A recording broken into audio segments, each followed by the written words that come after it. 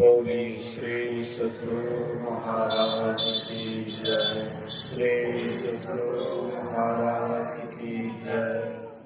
श्री सद्गुरु महाराज की जय। अखंड मंडलाकारं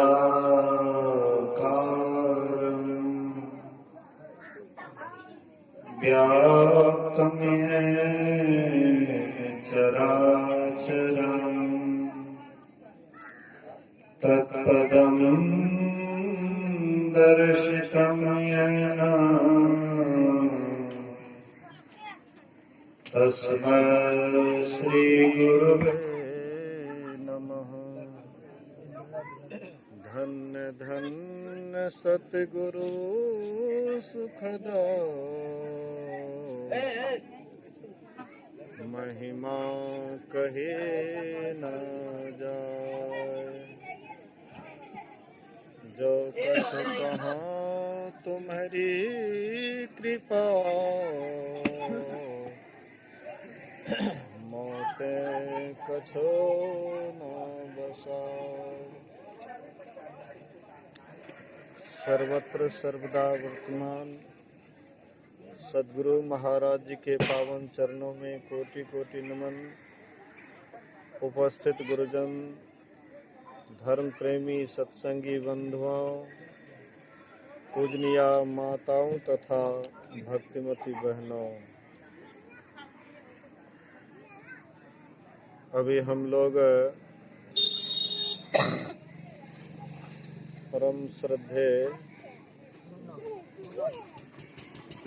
मुन्ना नेताजी के निवास स्थान पर अपराह्नकालीन सत्संग में उपस्थित हैं।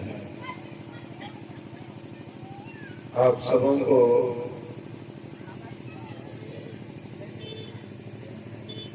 सर्वविदित ही है कि यहाँ पर पहले से ही कार्यक्रम चल रहा था।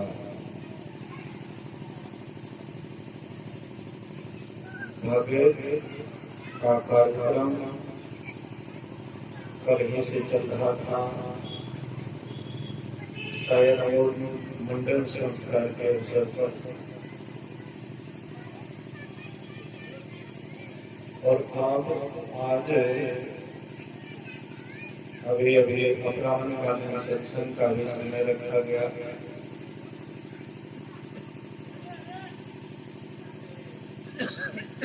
अब आप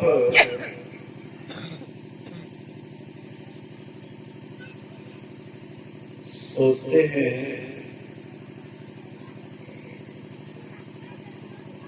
कि हमसे कोई दुखी ना हो, सब खुश रहे।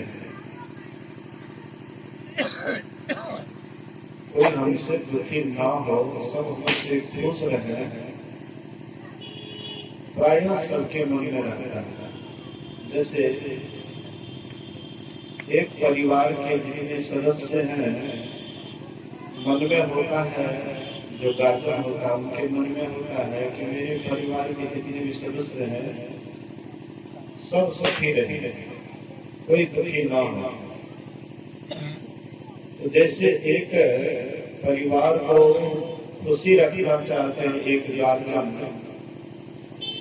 इसी तरह से हम आपके मन में भी होता है कि हमसे कोई देवी देवता भी दुखी ना रहे, सब खुश रहे, सब खुश रहे। इसके लिए प्रायः लोग भगत करवाते हैं। वहां पर 14 देवान को खुश किया जाता है।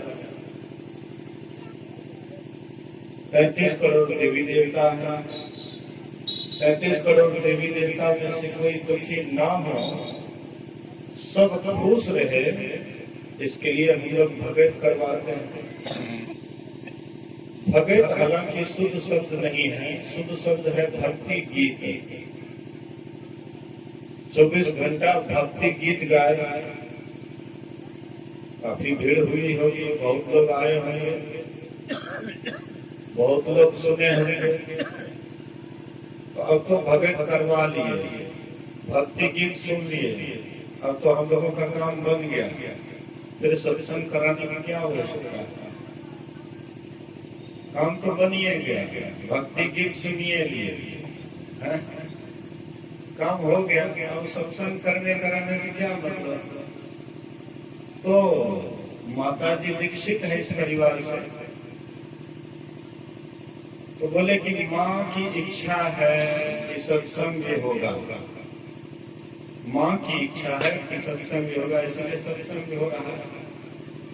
तो सबको खुश कर रहे हैं, भगतिया भी खुश होकर के चले गए, सत्संगी लोग भी खुश होकर के चले जाएंगे। हम लोगों का काम बन गया, अब कुछ करने धरने की जरूरत नहीं है। संसार में ऐसे ही देखा देखी भक्ति चल रहा है। भक्ति के रहस्य को कोई बिरला ही जानते हैं और करते हैं, और अंत में उसी को परमात्मा मिलता है। अब बात बाकी तो देखा देखी ही चल रहा है। कबीर साहब कहते हैं, देखा देखी भक्ति का कभो न चढ़सी रंग, विपत्ति पड़े यूं छाड़ सी जौ केचुल भुजंग। जिस तरह से सांप केचुआ छोड़ता है समय पा करके, केचुआ सांप होता है ना, समय पा करके केचुआ को छोड़ देता है, फिर केचुआ को त्यागने के बाद फिर उसको केचुआ से कोई मतलब नहीं रहता है। ऐसे ही देखा देखी भक्ति लोग करते हैं, लेकिन कभी भी उसको भक्ति का रंग नहीं चढ़ता। भक्ति का अगर रंग चढ़ जाए तो उसको परमात्मा के सिवा और कुछ भी नहीं दिखाई पड़ता है। लेकिन इस तरह का भाव जल्दी आता नहीं है। हाँ, देखे फलाने को भक्ति करते हुए तो हम भी भक्ति करते हैं, फलाने को देखे वहां पर जल चढ़ाते हुए हम भी चढ़ा दिए, फलाने को देखे उपवास करते हुए तो हम भी उपवास कर लिए, फलाने को देखे हम कोई एकादशी कर रहा है तो हम भी एकादशी कर लिए, किसी को देखे शिवरात्रि करते हुए तो हम भी शिवरात्रि कर लिए। मतलब इसी तरह से ये दुनिया चल रहा है, देखा देखी में ही दुनिया जा रहा है, लेकिन भक्ति के मर्म को सब नहीं जान पाते। जो अच्छे जिज्ञासु होते हैं, जिनको सत्संग से अधिक लगाव होता है, सत्संग से प्रेम होता है, ऐसे ही व्यक्ति भक्ति के सही रहस्य को जान पाते हैं, और नहीं तो ऐसे ही अंधाधुंध लोग, पूरा दुनिया ऐसे ही दौड़ रहा है। बिनु सत्संग भगति नहीं हुई, तेजम प्रवई। हाँ, कहते हैं बिना सत्संग के भक्ति नहीं होती है, और जब तक ईश्वर की कृपा नहीं होती है तब तक सत्संग मिलता नहीं है, सत्संग से लाभ नहीं होता है, सत्संग हम हृदय से कर नहीं पाते हैं। इसलिए सत्संग ही मूल जरिया है भक्ति करने का। मान लीजिए 24 घंटा तक यहाँ पर भक्ति गीत हुआ, भगत हुआ, तो भगत करके तो वे लोग चले गए, उन लोगों का काम समाप्त हो गया। 24 घंटा पूरा हुआ, भगत को समाप्त कर दिए, सुसार लगा दिया, उसके बाद चले गए। तो 24 घंटा जो भगत हुआ तो उससे आपने क्या सीखा, उससे क्या आप उपदेश लिए, आपके जीवन में कौन सा परिवर्तन हुआ? तो कहिएगा कि नहीं, बहुत कथा कहानी सुने, हाँ बहुत तरह की कथा कहानी सुने। तो बहुत तरह की कथा कहानी सुने तो उससे आपको लाभ क्या हुआ? आपने अनुभव किया, आपने अपने आप में विचार किया कि हमको लाभ क्या हुआ? संत महापुरुष कहते हैं, अगर सही में लाभ चाहते हैं, अगर सही में आप अपने जीवन में परिवर्तन चाहते हैं, तो कहते हैं कि मन लगा करके सत्संग करना पड़ेगा। हम आप हमें सुन रहे थे, सुजन समाज सकल सुख खानी, करहु प्रणाम सप्रेम सुबानी। गोस्वामी तुलसीदास जी महाराज कहते हैं, मैं सुजन समाज को प्रणाम करता हूँ। सुजन समाज किसको कहते हैं? सु मतलब अच्छा, सुंदर, जन मतलब आदमी, सुंदर आदमी, अच्छा आदमी। हम आप किसको अच्छा आदमी कहें? हम आप किनको सुंदर आदमी कहेंगे? क्या कोई कपड़ा खूब सुंदर पहने हुए हैं इसलिए वह सुंदर आदमी हो गए, अच्छे आदमी हो गए? क्या कोई रूप से बहुत सुंदर है इसीलिए वे अच्छे आदमी हो गए, सुंदर आदमी हो गए? कहते हैं रूप से सुंदर कहलाने वाले एक वेश्या भी होती है, लेकिन वेश्या भले ही रूप में सुंदर हो लेकिन स्वरूप में वह गिरा हुआ होता है। तो रूप सजाने से कोई सुंदर नहीं होता है। किसी का रूप सुंदर है इससे वे सुंदर हो गए ऐसी बात नहीं है। सुंदरता आती है ध्यान करने से, सुंदरता आती है सत्संग करने से, सुंदरता आती है सदाचार के पालन से, सुंदरता आती है शिष्टाचार के पालन से, सुंदरता आती है सुचियाचार के पालन से। हम आप विचार करें कि हम लोग किस ख्याल से सुंदर हैं, किस दृष्टि में हम आप सुंदर हैं, थोड़ा विचार करें। क्या हम अपने जीवन को सत्संगमय बना लिए हैं? कौन बनाए सत्संगमय? मां सबरी यह जीवन को सत्संगमय बना लिया। देख लीजिए कितना सुंदरी हो गई मां सबरी। बोलिए श्री सद्गुरु। आप कहिएगा कि बाबा मां सबरी तो कुरूपनी थी, मां सबरी कुरूपनी थी, पतिदेव छोड़ करके भाग गए। हाँ, ऐसी कुरूपा थी कि बोले कि ये चुड़ैल को ले जाकर के क्या करूंगा, भूतनी को ले जाकर के क्या करूंगा। लेकिन उस भूतनी को, उस चुड़ैल को जो पतिदेव उसको छोड़ करके भाग गए, और वहीं पर जब राम भगवान आए तो उनको बोले कि तुम सुंदरी है, अति सुंदरी है, विशेष सुंदरी है। अब राम भगवान उनको सुंदरी कहते हैं, पति उसको बोले कि कुरूपनी है। ये कैसे हो गया? तो देखिए,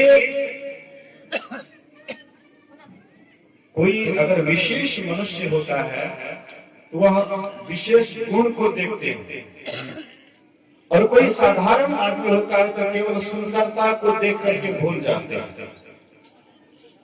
आजकल लड़का लड़की का जो प्रेम, हाँ प्रेम जो होता है कौन चीज पर होता है? गुण को देख करके नहीं, सुंदरता को देख करके। पढ़ने के लिए गया, पढ़ते पढ़ते किसी से लव मैरिज हो गया है, प्रेम हो गया। ये प्रेम क्यों होता है? सुंदरता को देख करके, गुण को देख करके नहीं। तो ये सुंदरता नहीं है, ये गुण नहीं है, केवल सुंदरता है। एक राजा को राजकुमारी थी, पुत्री थी, बहुत सुंदरी, लेकिन गूंगी थी, बोल नहीं पाती थी। अति सुंदरी थी, बोल नहीं पाती थी। दूसरे राजा आए देखने के लिए, नहीं घर देखिया जिसको कहते हैं, घर देख के लिए दूसरे राजा आए। तो ये राजा कहते हैं कि मेरी पुत्री इतनी सुंदरी है कि बोल नहीं पाती है, मेरी पुत्री इतनी सुंदरी है कि बोल नहीं पाती है। दूसरे राजा देखिए, बात तो एकदम बिल्कुल सही है, एकदम अति सुंदरी है। काहे के लिए उनसे कोई चीज पूछेंगे? हाँ, दिन तय हो गया, शादी विवाह का सारा कुछ तय हो गया, और शादी हो जाती है। जब गए वहां ससुराल, उसके बाद उसको बजाने भुकाने लगे थे। गूंगी थी, बोल नहीं पाती थी। संदेश भेजे कि आप बोली कि मेरी बेटी इतनी सुंदरी है कि बोल नहीं पाती। बोले कि हम तो एकदम सही बोले, हम झूठ तो नहीं बोले। मेरी पुत्री इतनी सुंदरी है कि बोल नहीं पाती है। तो हम तो सच सच बता दिए, आप नहीं समझे तो ये आपकी नादानी है। सुंदरी है, मुंह में बोली नहीं है, कैसे सुंदरी? मां सबरी भले ही चेहरे से सुंदरी नहीं थी, लेकिन भक्ति करते करते भक्ति के चरम सीमा को प्राप्त करके अति सुंदरी हो गई, जिससे सुंदर कोई हो ही नहीं सकता। इसलिए राम भगवान कहते हैं, सबरी अपने को क्या कहती है? अधम अधम अधम अति नारी तिन्ह मति मंदे अधारी।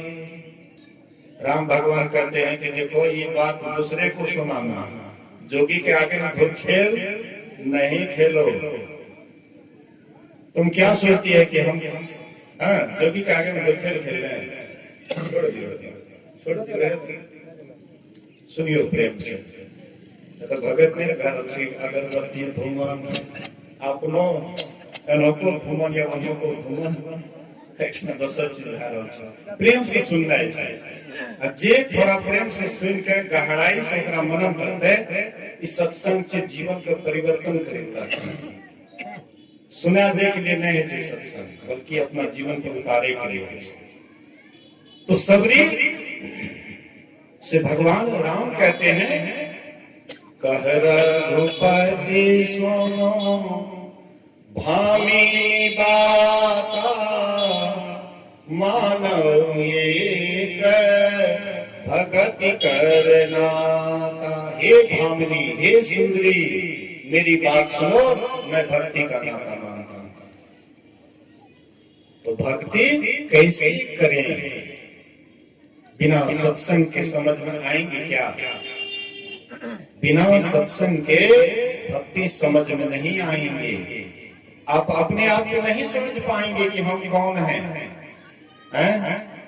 आन्ही में बुगला के ठकान, खूब गायब ले लिए, बजा दिए, सबको सुन लिए, थक भक्ति।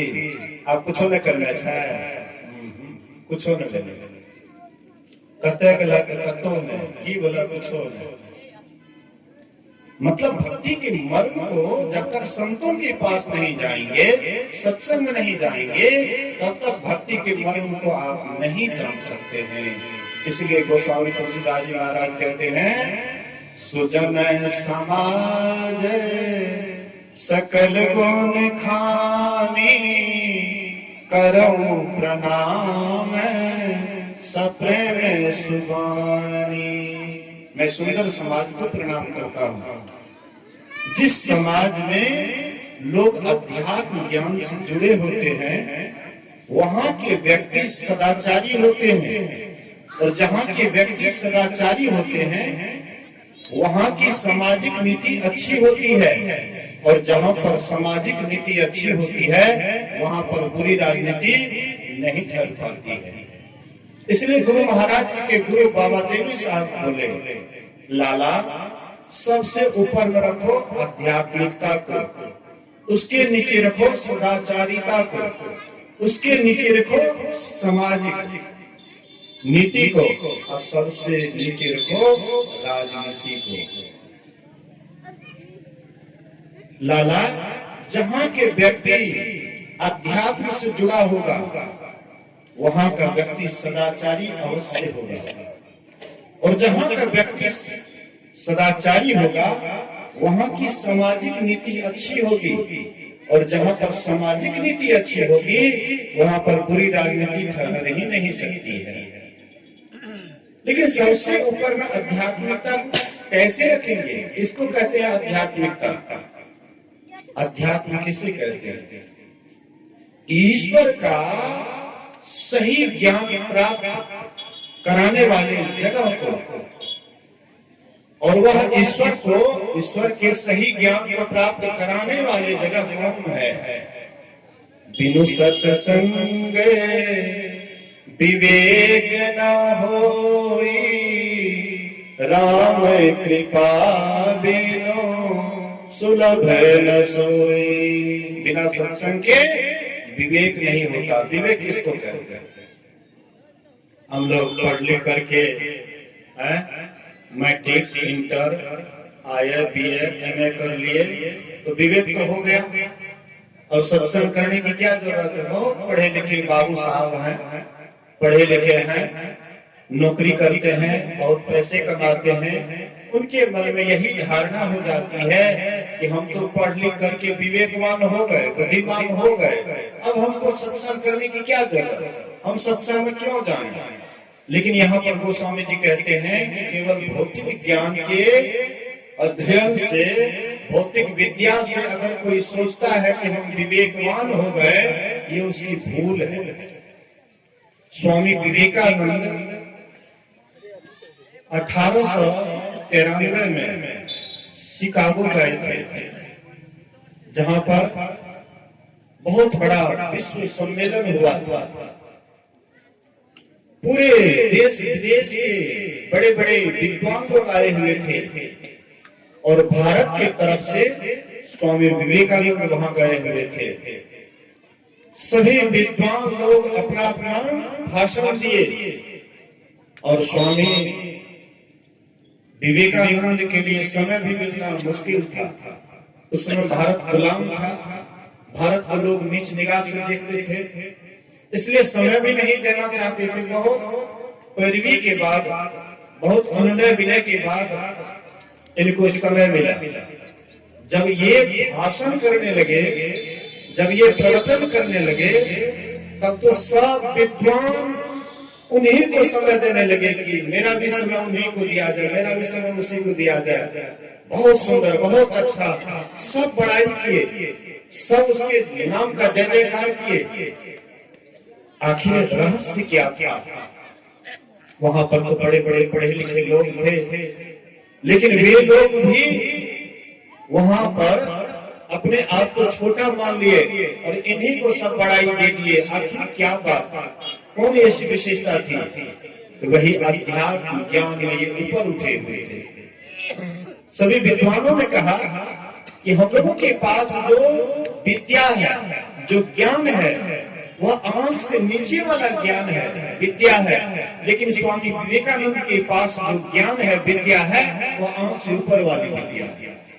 ये आंख से ऊपर वाली विद्या आप जब तक साधना नहीं करेंगे, सत्संग में नहीं जाएंगे, आंख से ऊपर वाली विद्या को आप नहीं समझ सकते। विद्या से बुद्धि की प्रगति हो सकती है। पैसे कमाने का आप तरीका जान सकते हैं, कितना पैसा कमाएंगे, कितना किसको ठग लेंगे, बड़े बड़े मकान बना लेंगे, आलिशान भवन बना लेंगे, बहुत जगह अपना जमीन खरीद लेंगे, फ्लैट पर फ्लैट बना लेंगे, लेकिन बुद्धि का विकास होगा, लेकिन विवेक आपके अंदर नहीं हो सकता है। विवेक जहाँ होता है वहां पर उनके पास समझ आ जाती है क्या सत है, क्या असत है, क्या सार है, क्या असार है, क्या करना चाहिए, क्या नहीं करना चाहिए। ये ज्ञान जहां भी होता है उसी जगह का नाम सत्संग है। ये विवेक सार असार का ज्ञान। विवेक का मतलब क्या होता है? आजकल लोग पढ़ लिख करके नौकरी करते हैं। अब नौकरी करने के बाद एक तो सरकार तनख्वाह देती है, उससे पेट नहीं भरता है, ऊपर से बोलते हैं झूठ, लेते हैं घूस। क्या यही विवेक वाले का काम है? बुद्धिमान का काम यही है, ज्ञानियों का काम यही है। अच्छा, मान लीजिए किसी के सामने में सुंदर भोजन परोस दिया गया, 56 प्रकार का व्यंजन परोस दिया गया, और वह व्यक्ति जिनके सामने में उनके ही लिए भोजन परोसा गया है, और वही व्यक्ति जहर का शीशी खोल करके और उसी भोजन में अपने ही हाथ से जहर मिलाने लगे, तो कितना बुद्धिमान आदमी है वह, कितना बड़ा ज्ञानी आदमी है जो अपने भोजन में विष मिला रहा है। असल में पढ़े लिखे लोग यही करते हैं, अपने जीवन को वह नरकमय कर देते हैं, अपने जीवन को बिल्कुल पापी बना देते हैं, गया गुजरा बना देते हैं। इसलिए उनके पास विवेक तो नहीं होता है, लेकिन बुद्धि हाँ, विद्या बुद्धि होती है, लेकिन इससे विवेक का कोई मतलब नहीं है। और विवेक होगा कहाँ? जब तक हम साधु संग में नहीं जाएंगे, जब तक हम महापुरुषों के वचन को नहीं सुनेंगे, उस पर विचार नहीं करेंगे, तदनुकूल आचरण नहीं करेंगे, उस रास्ते पर नहीं चलेंगे, कभी भी हम विवेकवान नहीं हो सकते हैं। और जो विवेकवान होता है वे सत्य असत को जानते हैं, सार असार को जानते हैं। जब भगवान बुद्ध का जस फैलने लगा, जब बुद्धत्व पा लिए और उनका यश जब फैलने लगा, तो सारीपुत्र और महामौदगल्य ये दोनों को मालूम हुआ कि एक बुद्ध पुरुष हुआ है और बड़े बड़े पहुंचे हुए महापुरुष है, इसलिए उनके शरण में जाना चाहिए। बुद्धम शरणम गच्छामि, धम्मम शरणम गच्छामि, संघम शरणम गच्छामि। संघ के शरण में जाना चाहिए, बुद्ध के शरण में जाना चाहिए, हाँ, ध्यान के शरण में जाना चाहिए। तो ये दोनों अपने आचार्य से कहते, अपने गुरु से कहते। उनके गुरु का नाम था संजय, आचार्य संजय। संजय से कहते हैं कि गुरुदेव चलिए भगवान बुद्ध के पास। सुनते हैं उनको निर्वाण मिल गया, उनको मोक्ष मिल गया, उनको परम गति मिल गया, इसलिए हम लोग भी उनके पास जाकर के परम लक्ष्य की ओर, परम शांति की ओर हम लोग भी चलेंगे, वे हम लोगों का मार्गदर्शक बनेगा। तो संजय पूछते हैं कि कहो, इस संसार में ज्यादा पंडित है कि मूर्ख?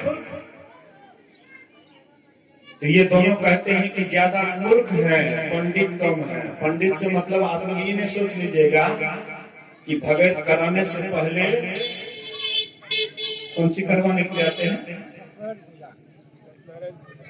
नहीं, भगत का शुरुआत जो करते हैं समझो, मैंने पंडित जी संकल्प करवाते हैं। पंडित जी संकल्प करवाते, जैसे अष्टजामे होता है, भगते होता है, तो पंडित जी आकर के संकल्प करवाते हैं। ये पंडित जी नहीं सोच लीजिएगा कि जो वेद पुराण हाँ पढ़ने के लिए जान गए हैं, कथा रामायण हाँ पढ़ने के लिए जान गए हैं, और आपके पास में आकर के पूजा देता है, हाँ श्लोक बोल देते हैं, उसका अर्थ भी बोल देते हैं, आपको समझा देते हैं, ये पंडित नहीं। पंडित से मतलब है आत्मज्ञानी, आत्मा की उपलब्धि, आत्मा की जानकारी। ऐसे लोगों की कहते हैं कि ऐसे लोग ज्यादा हैं या मूर्ख ज्यादा हैं? बोले कि पंडित कम है, मूर्ख ज्यादा है। आचार्य संजय ने कहा कि तुम जाओ पंडित के पास और हम रहेंगे मूर्ख के ही पास, अपना शिष्य लेकर के ही रहेंगे और तुम जाओ बुद्ध के पास। ये दोनों गए, सारीपुत्र और महामौदगल्य गए और भगवान बुद्ध के चरणों में प्रणाम किया और बोले कि भक्ते, मैंने पूर्व आचार्य से भी कहा कि चलिए बुद्ध के शरण में, लेकिन उन्होंने ऐसी ऐसी बात कही। भगवान बुद्ध ने कहा कि संजय बुरी धारणा के कारण सार को असार और असार को सार समझ करके असार को ही ग्रहण किया, लेकिन तुम लोगों के पास पूर्व अर्जित पुण्य का पूंजी था, इस कारण से तूने सार को सार और असार को असार समझ करके सार को ही ग्रहण किया। तो जिनके पास में विवेक होता है वही सार को सार समझते हैं, असार को असार समझते हैं और सार को ग्रहण करते हैं। सार मतलब सत्य, परमात्मा, सत्यमेव जयते। हाँ, सत्य का ही विजय होता है, सत्य का ही जय होता है, लेकिन वह सत्य है कहाँ? उस सत्य को हम पाएंगे कैसे? संसार में दौड़ करके और कोई उपाय है क्या? कहते नहीं, बिनु सत्संग विवेक न होई, राम कृपा बिनु सुलभ न सोई। जब तक राम की कृपा नहीं होती है सत्संग मन में लगता है। बोलिए श्री सद्गुरु। आप कहिएगा कि बाबा आप आए हैं तो देखिए ना कितना आदमी बैठे हुए हैं, तो सत्संग मन नहीं लगता। ये दिखावटी है, ये देखा देखी है कि देख लिए वो सत्संग बैठे तो हम जाकर बैठ गए, इससे काम नहीं चलेगा। अकेले में भी सत्संग होता है। जिनके भीतर में परमात्मा से प्रेम होता है वो अकेले में भी सत्संग करते हैं। गुरु महाराज कहते थे चाहे तुम पहाड़ की गुफा में क्यों नहीं चले जाओ, लेकिन वहां पर भी सत्संग करते रहना। हम लोगों के अंदर में है ऐसा प्रेम कि अकेले में भी सत्संग हो। गुरु महाराज कहते सत्य के तट पर रहना, सत्य के तट पर रहना। सत्य का तट क्या है? सत्य का तट क्या है? मतलब सदाचार का पालन, झूठ कभी नहीं बोलना, सदा सत्य बोलना, यही है सत्य के तट पर रहना, सदा सत्य बोलना। लेकिन हम लोग ऐसा नहीं कर पाते हैं। मौका आता है तो झूठ पर झूठ भी बोल जाते हैं, दिखावटी के लिए सत्संग में भी बैठ जाते हैं। भगत होगा उसमें भी बैठ जाइएगा, अष्टजाम होगा उसमें भी बैठ जाइएगा। मतलब जहां पर भीड़ देखेंगे वहीं पर बैठ जाते हैं, लेकिन सार असार को समझ नहीं पाते हैं, सत असत को समझ नहीं पाते हैं। क्या करना चाहिए क्या नहीं करना चाहिए इसको नहीं समझने के कारण यह जीवन हम लोगों का ऐसे ही बेकार चला जाता है, व्यर्थ चला जाता है। मानव शरीर अनमोल है, ये मानव शरीर अनमोल ऐसे ही बिना मोल के ही चले जाते हैं। मिट्टी का शरीर मिट्टी में ही मिल जाता है, हाथ कुछ भी नहीं लगता है। इसलिए संत महात्मा कहते हैं बैठे संतों के संग रंगे मोहन के रंग, बैठे संतों, जब भी बैठे तो संतों के संग में, सत्संग में। इधर उधर कहीं भी जाएंगे तो उसका छाप पड़ेगा, लेकिन संतों के संग में बैठिएगा तो संतों का छाप पड़ेगा। संतों के पास एक विशेषता होती है, वे परमात्मा का साक्षात्कार किए हुए होते हैं। परमात्मा का जीवन में ही लाभ कर लेते हैं, उनको प्राप्त कर लेते हैं। और जो प्राप्त करेंगे वही ना आपको पता बताएंगे। जो ईश्वर को प्राप्त नहीं किए हैं तो आपको क्या बताएंगे। लेकिन संत महापुरुष एक संसार में ऐसे होते हैं जो स्वयं प्राप्त किए हुए होते हैं और दूसरे को भी सुमार्ग बताते हैं। इसलिए कहते हैं सुजन समाज सकल गुण खाने, करो प्रणाम सप्रेम सुबानी। साधु चरित शोभ शरीर से कपासो, निरस विशद गुण मय फल जासु। कहते साधु का चरित्र कैसे होता है? कपास की तरह फला होता है। कपास इधर न होता है। कपास की खेती बहुत जगह होती है। जैसे हम लोग भांग के रुइया को देखते हैं या सिमर के रुइया को देखते हैं, इसी तरह से रुई होता है कपास में। वह कपास की खेती होती है, उससे सूत बनता है और सूत से कपड़ा बनता है। और कपड़ा क्या करते हैं? हमारे गोपनीय अंग को ढकता है, प्रतिष्ठा को ढकता है। ऐसे ही जो साधु संत होते हैं संसार में, वे दूसरे के प्रतिष्ठा को ढकता है। कोई बुरे भी होते हैं तो उसको बुरा कह करके नहीं पुकारते, कहते नहीं आप बहुत अच्छे हैं। बुराई बड़े नहीं देखते, आपकी अच्छाई को देखते हैं। अच्छाई को देखते देखते आप भी एक दिन अच्छे हो जाते हैं। साधु चरित शुभ सरि से कपासो, निरस विशद गुण मय फल जासु। जो सही दुख परे छिद्र दुरावा, बंदनीय जही जग जसु पावा। साधु पुरुष क्या करते हैं? तो अपने ऊपर दुख जब आता है तो उसको सह लेते हैं, दूसरे को कभी भी वे दुखी नहीं करते। दूसरे दुख देते हैं तो सह लेते हैं। अब देखिए एक एक महात्मा एक एक संत को क्रोश पर लटका दिए, लेकिन वे हंसते हंसते सह लिए। किसी की जिह्वा को काट ले, वे हंसते हंसते सह लिए। किसी के हाथ पैर को काट ले, वह भी हंसते हंसते सह लिए। किसी के गर्दन को भी उड़ा दिए, उस पर भी वे हंसते हंसते सह लिए। वे सहने के लिए जानते हैं, इसलिए संसार में पूज्य होते हैं, इसलिए संसार के लोग उसकी पूजा करते हैं।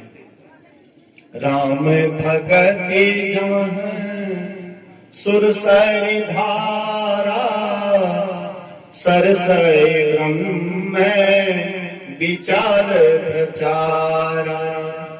विधि निषेध माया कलिमल हरणी, करम कथा रवि नंदिनी बरनी। फिर गोस्वामी जी कहते हैं राम भक्ति का जो प्रचार है वही गंगा जी की धारा है। बोलिए श्री सद्गुरु महाराज की जय। कहिएगा बाबा यहाँ पर तो गंगा की धारा नहीं दिखाई पड़ती है। गंगा की धारा तो भागलपुर में दिखाई पड़ती है, तो भागलपुर जाने के लिए पैसे लेना पड़ेगा, भाड़ा खर्च होगा, हाँ परेशानी होगी, इतने तकलीफ को उठा करके जाना पड़ेगा। लेकिन अभी जहाँ पर हम आप बैठे हुए हैं यहाँ पर आपको कोई परेशानी नहीं। हालांकि रात भर जो आप भगत में थकान होगा, सत्संग दूर ही होगा। बोलिए श्री सद्गुरु महाराज। बढ़िया से सुनिएगा तो नींद भी आ जाएगी, क्योंकि नींद सुख की निशानी है। सत्संग में धीरे धीरे नींद भी आ जाएगी। वो आपको जगाए हैं, ये आपको सुलाएंगे, आराम से सो जाओ, कोई टेंशन मत लो, सारा टेंशन को हटा दो। सत्संग तो वो चीज है, इसलिए कहते हैं राम भगत जहाँ सुरसरि धारा। राम की जो भक्ति है वह क्या है? गंगा की धारा है। राम की भक्ति से मतलब क्या है? सगुण ब्रह्म के संबंध में जानना, उनकी भक्ति करना, उनके चरित्र को जानना, यही है श्री गंगा जी की धारा। राम आए, कैसा चरित्र किए, किस तरह से प्रजाओं को उपदेश दिए, उनकी ये सारी बातें, उनके चरित्र का बखान करना, यही है राम की भक्ति। कृष्ण भगवान आए, उन्होंने जो लीला की, उनकी लीला का बखान करना, यही है गंगा जी की धारा। भगवान शिव आए, वे कौन कौन लीला किए, क्या क्या लीला किए, उनकी लीला का बखान, यही है गंगा जी की धारा। संत महापुरुष आए, उन्होंने कौन कौन चरित्र किए, उनके चरित्रों का बखान करना, यही है श्री गंगा जी की धारा। लेकिन कहते हैं गोस्वामी जी, यह संत मत के सत्संग में केवल गंगा जी की ही धारा नहीं होती है, ब्रह्म विचार का भी प्रचार होता है। ब्रह्म विचार का प्रचार मतलब ईश्वर क्या है, परमात्मा क्या है, उनका स्वरूप क्या है, उनके प्राप्ति के लिए रास्ता क्या है। मतलब श्री गंगा जी की ही धारा हो, लेकिन सरस्वती की गहराई नहीं हो, तो तब हम सही में परमात्मा की तरफ नहीं जा सकते। पानी है लेकिन गहरा नहीं है, वह पानी को निर्मल नहीं कहा गया। कहते हैं बहता पानी निर्मला, बंधा गंदा होए, साधु तो रमता भला, दाग न लागे कोई। फिर कहते हैं बंधा पानी निर्मला, जौटुक गहरा होए, साधु तो एक जगह भला, जो कछु साधन होए। कहते हैं कि पानी अगर एक जगह रुका हुआ है लेकिन गहरा पानी है, उसको भी निर्मल कहा गया है। कम है पानी, उसको स्वच्छ नहीं कहा गया है, वह अपवित्र पानी कहा गया उसको। इसीलिए राम की भक्ति हो लेकिन सरस्वती की गहराई नहीं हो, उनके स्वरूप के संबंध में नहीं जाने। राम आए, संसार में आए, लीला किए, उसके बाद चले गए, राजा रूप में आए, धनुष बाण लेकर के राक्षसों का वध किए। कभी राजा का रूप बना करके रहे, राजकुमार भी रहे, एक दिन राजा भी बने, ये राम के संबंध में जान गए कि राम राजा रूप में थे या धनुषधारी राम थे, लेकिन क्या उनके स्वरूप के संबंध में जाने, कृष्ण के स्वरूप के संबंध में जाने, शिव के स्वरूप में वो जाने। गुरु महाराज जी की तस्वीर लगी हुई है, फोटो लगी है, तो फोटो ये रूप है, लेकिन ये रूप के भीतर में क्या है, स्वरूप है। और स्वरूप को अगर नहीं जानेंगे तो भक्ति पूरा नहीं होगा, अधूरी भक्ति रह जाएगी। इसलिए स्वरूप को भी जानना। सगुण से भक्ति का स्टार्ट होता है और निर्गुण में जाकर के भक्ति की समाप्ति होती है। तो पहले सगुण और उसके बाद निर्गुण। गोस्वामी तुलसीदास जी महाराज पहले राम के सगुण रूप के बड़े उपासक थे। उनके दर्शन के लिए लट्टू बने हुए थे। मन में सोचते थे कि राम जी आएंगे, हमको दर्शन देंगे, मनोवांछित फल भी प्राप्त करेंगे। हम लोग भी वही चाहते हैं। हम लोग भी सोचते हैं कि जिस देवी देवता की हम उपासना करते हैं वह देवी देवता आएंगे, दर्शन देंगे और उसके बाद इच्छित वरदान भी देंगे। ये मन में सोच करके हम अभी भगत क्यों करवाए, वही इच्छा की पूर्ति के लिए कि हम ये चीज गच्छे पूरा हो गया तो भगत करवाए, इच्छा की पूर्ति के लिए। तो कहते हैं यहाँ पर कोई आएंगे भगवान के नाम पर या देव रूप में आएंगे और आपकी मनोकामना जो होगी वे पूरा कर देंगे, तो आपको सब पूरा हो गया और पाने के लिए कुछ बाकी नहीं रहा। अभी पाने के लिए सब कुछ बाकी रहा, थोड़े सा मिला। संसार का कोई वस्तु मिल गया, कोई इच्छा की पूर्ति हो गई, आप ये मत सोचिएगा कि बेड़ा पार हो गया, कुछ बेड़ा पार नहीं हुआ। इसलिए संत महात्मा कहते हैं कि स्वरूप को भी जानिए। तो गोस्वामी जी भी पहले यही रूप के पीछे लट्टू बने हुए थे।